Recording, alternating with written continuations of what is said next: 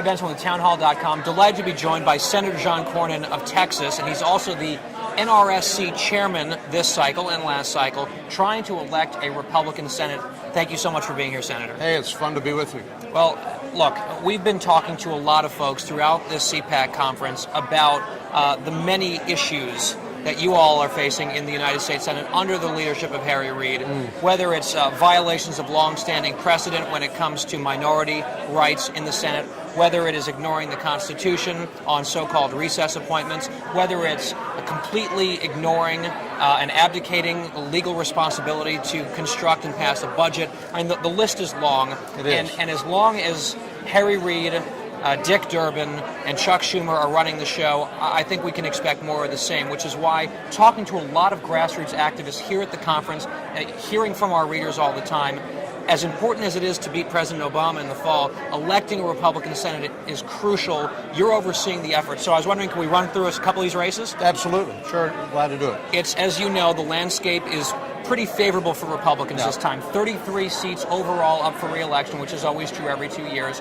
23 of those 33 are currently controlled by Democrats. Of those, 7 are open seats, which are even harder to hold on to. So the two that Republicans might have a little heartburn over that the GOP currently holds, Massachusetts and Nevada. Elizabeth Warren raising enormous sums of money in Massachusetts against Scott Brown. Are you guys going to try to match that funding and keep Scott Brown in the Senate? Well, Scott Brown's done a really good job. He's a very good campaigner, obviously winning that special election in Massachusetts for what the Democrats like to call the Kennedy seat. Right. But he calls it the people's seat. And Scott's very good, and he's been very aggressive. He's raised a lot of money. But you're right, the Democrats are going to throw everything but the kitchen sink into that race, and it's going to be expensive. I wouldn't be surprised if just between the two of them, they spend about $50 million in that Senate race in Massachusetts. And but Scott realizes that he's got to win in a state that Barack Obama will carry, and so he's got his work cut out for him. But I'm betting Scott Brown. Dean Heller is now kind of an incumbent out in Nevada. There was obviously the unfortunate situation with Senator Ensign. He's out, Heller's in. Right. Do you think that incumbency, albeit very short, is going to be maybe a little bit of an extra boost to make sure he beats Shelley Berkeley? Well, I tried to get Dean to run for the Senate in 2010, and he wisely waited and got appointed by Governor Sandoval. But I think Harry Reid did not win in 2010 because people in Nevada liked Harry Reid, or because the foreclosure rate was low or unemployment rate low. He won sort of in spite of that. So Dean Heller's got to run against Shelley Berkeley, an ultra-liberal congresswoman from the Las Vegas area, and Harry Reid, because Harry Reid's trying to keep other people out of the race. His machine is behind her. Yes, they are. So Dean's got his work cut out for him, but I think the people in Nevada are pretty tired of Harry Reid and the policies that have produced high unemployment and the nation's high in foreclosures, and they're ready for some new leadership, and I think Dean Heller will win. Are you predicting that Republicans will hold both of those seats? Yes, we need a net of 4 seats, as you know. So it certainly makes our job easier if we hold both of those. And I'm going to say here today, make the prediction, we will hold both of those seats. Okay, great. And so moving from there, let's do the math. Now you need 4. Right. And I've run through these races. I've thought a lot about them. Tell me if I'm wrong. I'm looking at North Dakota and Nebraska.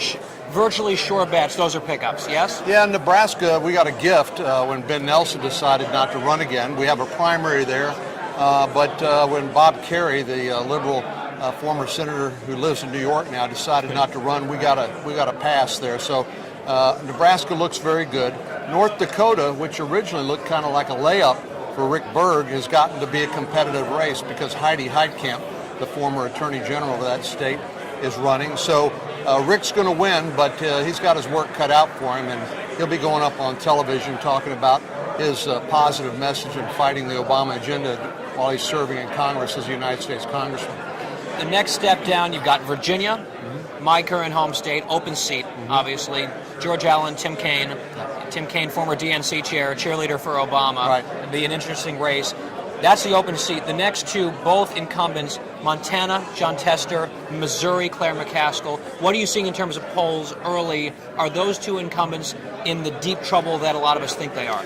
Well, if I can just mention, you mentioned Virginia, Please. and let me talk about Florida, Pennsylvania, Missouri, and the states, Ohio, where there'll be very electoral college rich in votes for the presidential candidates. That's where I think you're going to see a lot of money being spent by the presidential candidates because of the electoral votes in these big states that could well influence the Senate races significantly. Certainly in Virginia, that's true.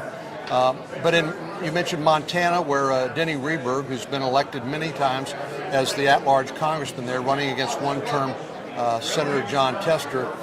Jon Tester is a very tough job of voting with President Obama every time and Harry Reid, and then going back to his state and claiming to be a independent. We see that a lot, actually, from some of the Democrats, don't we? Well, we have some videotape. We'll remind the voters.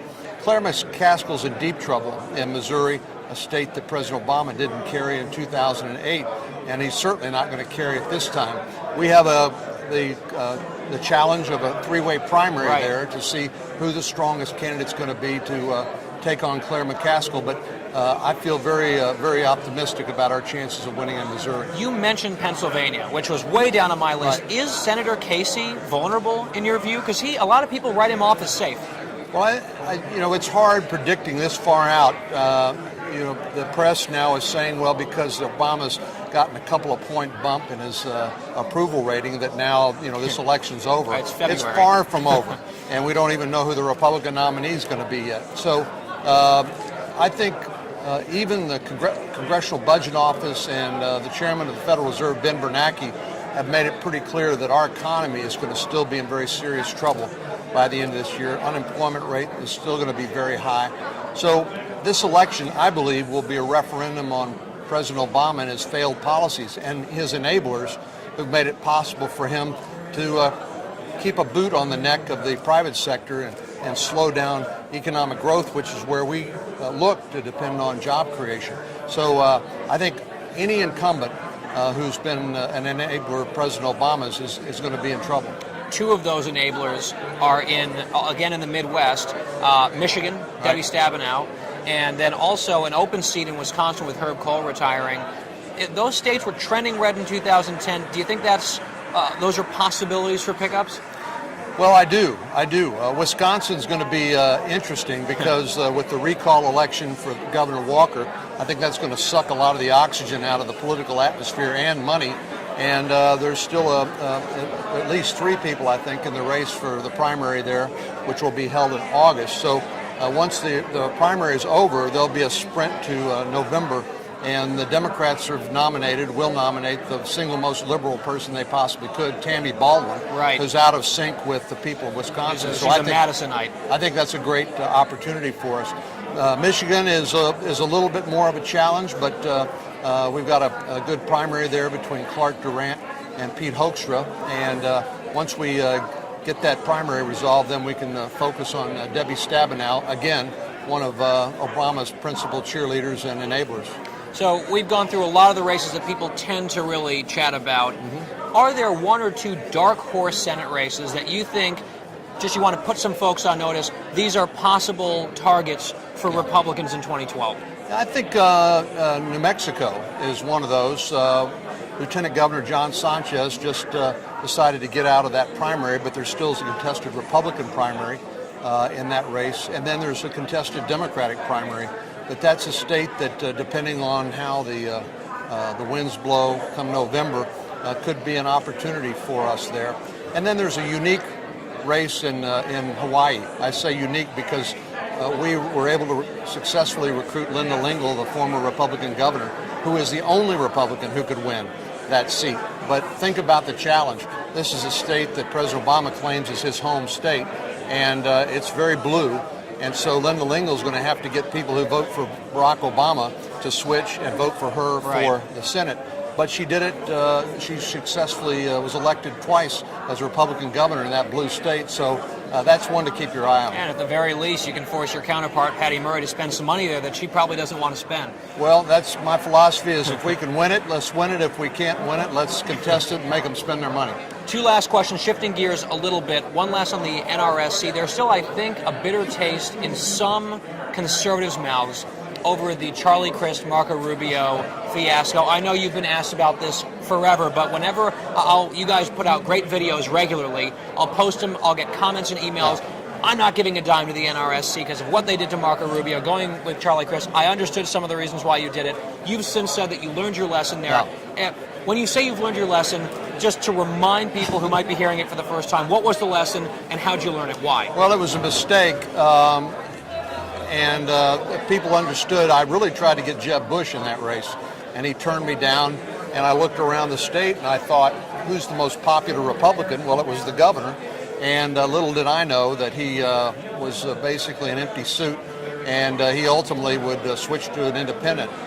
Thank goodness Marco decided to run. The NRSC put $2.5 million into that race early on, so we helped Marco quite a bit. I think he appreciated that, and thanks to being just the outstanding candidate and office holder that he is, he won it without any more help from us. So I think the lesson I learned in 2010 is you got to be careful about getting involved in contested Republican primaries because voters are very jealously hold on to their right to select their own nominee. So that's the lesson I learned and why we've been very careful to try to encourage good people to run, but not to try to pick sides in primaries, but yet hope and try to promote the strongest candidate who can win in November. Finally, you're about to give a speech later this afternoon here at CPAC. The main focus is going to be on the Attorney General of the United States, Eric Holder. Brief preview, what do you want to say? Well, Eric Holder is, when he was nominated, I was one of two Republicans on the Judiciary Committee who voted against his nomination. And now in retrospect, that I can tell you with in all sincerity, that was one of the best votes I ever cast in the Senate.